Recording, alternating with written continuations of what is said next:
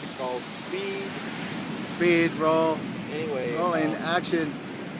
here we are. It's Columbus Day in 2012, and yesterday was the Conscious Cash Expo, where all the hippies designed a job for themselves that they can do with dignity, and they're doing it with dignity, I'm happy to say.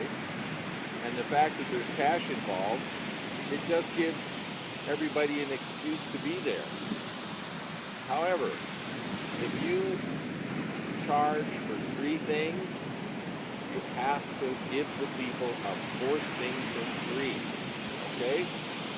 That's the rule. And if you don't, you're a nitwit. And what else do nitwits do? Somebody offers them a cup of coffee and they say, "No, thank you, I've had enough." I don't know what to say. Anyway, so coming up in January or February, I couldn't quite get a bead on it. We have been invited to present our new book, and when I say we and our, I don't mean myself personally. I mean my engineer and me, who are partners in this endeavor, are planning to make a presentation. I'll do a reading. I'm going to plan to read the first 30 pages as quickly as I can, and then I'll wait for questions. And then we've arranged for Dr. Tangloss to attend the Conscious Life Expo in January or February. Or maybe, no, I don't think it's December. It must be January. Okay, anyway, we'll get a date for you. You can probably find it online. And if we can make the necessary arrangements, we'll be there. And we're planning to perform. All right? You probably won't recognize us, but there we will be. And it's going to be a real show. It's going to be worth the money because it's free. And if you're not there, you are very, very square. And you're welcome. All right. Good morning. Sorry to keep you going here, but I had a question about your impression of the understanding of vitamin C at the Conscious Life Expo. Just about zero. In case somebody among you didn't get that question, what was the vitamin C consciousness at the Consciousness Expo? Just about zero.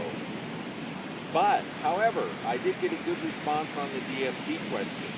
And most people agree that DMT is probably the most benign hallucinogenic, if you can call it that. What's a hallucination? It's something you see and isn't there. Well, I'm not sure DMT is a hallucinogenic. But here's the thing. I have a feeling that it works differently if you have scurvy. If you are fully replete with vitamin C, I have a feeling the DMT experience is probably going to be a lot different. Now, am I planning an experiment? No. But maybe somebody will. You never know. So get back to me, okay? Any more questions? Okay. Well, some of your writing on the website has discussed your interest in vitamin C. Yeah.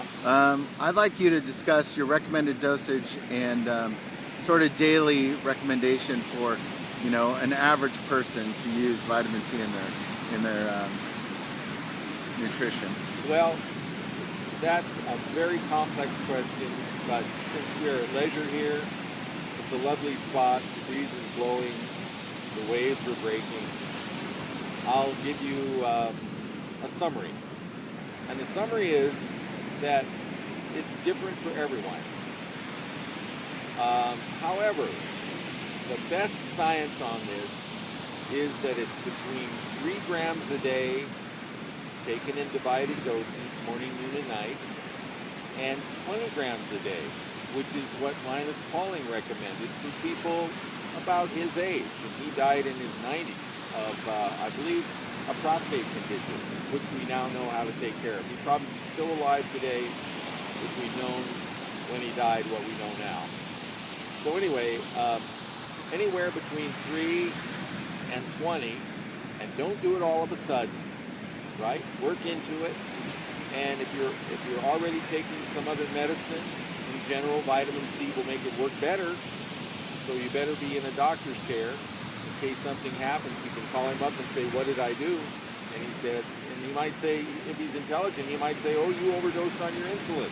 Cut back a little bit. Obviously, you don't need so much. I've heard doctors say that. So if you can cut your insulin back to zero, why, according to a doctor that I consulted, who's a PhD and not a medico, but he teaches doctors, he said that if you're not taking insulin, you're not diabetic. That's what he said. And so if you can reduce your insulin to zero, you're no longer diabetic. And it sounds to me, if you're no longer diabetic, you must be cured. So apparently there's a cure for insulin. Vitamin C might work. I don't know. Consult your doctor. All right? Or train your doctor. Choose one of the above. Any more questions, please? In your books, Slow Suicide, discussing the effects of scaroplenexia, it seems that you suggest that we have something in our brains that cause us to have sugar lust, as you call it, in the book. I'd like your comments on that in relation to the obesity problem in our country and the effects of vitamin C in regards to monitoring the amount of sugar you eat every day and how that affects the brain. Wow. Well, there's a really simple answer to that question. And the simple answer is you better go to the AskDrPangloss.com website, all one word, preceded by a www and then a dot. And you can read in 10 pages and answer that question very thoroughly. But again, to summarize for the viewing audience, the human body, I like to call it the soma, physical part of us, has signaling channels.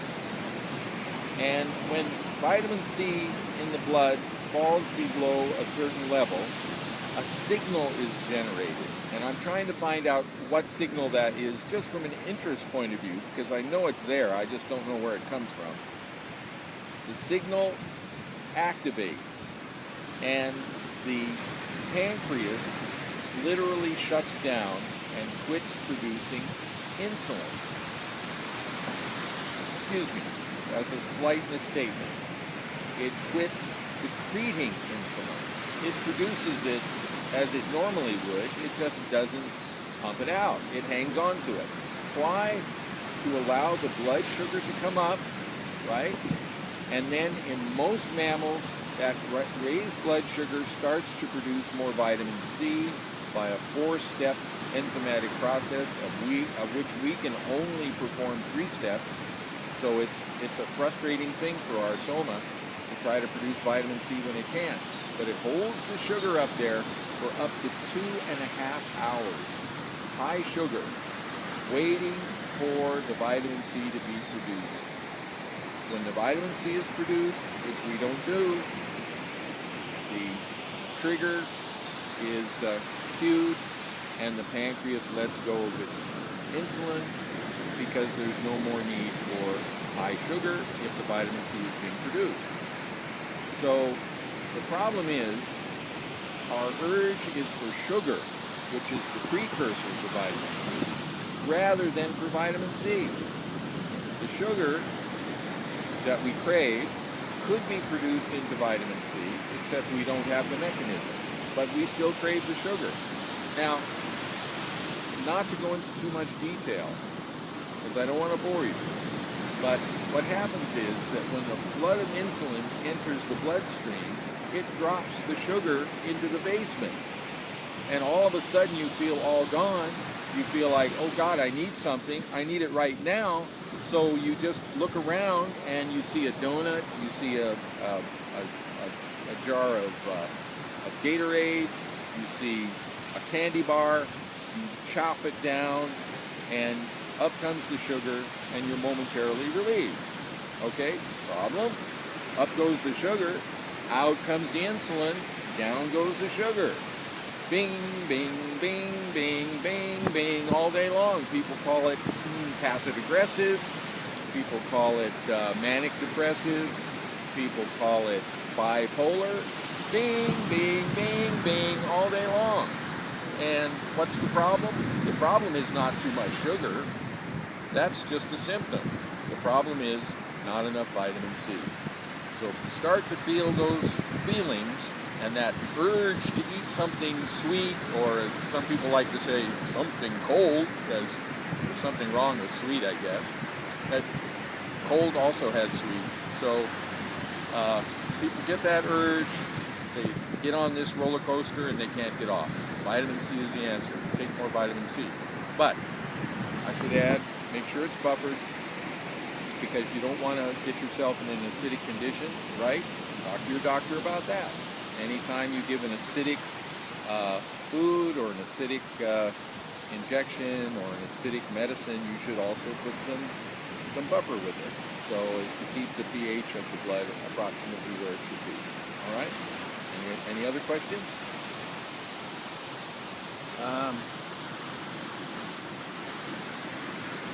Why do you prefer lipospheric C? Oh, well, that's a new question. You know, I don't get that one very often, because not very many people have heard of lipospheric C, or lipospheric C, or liposomal, nanoliposomal. Anyway, you take a particle of ascorbic acid, whatever shape that takes. Usually it's a salt like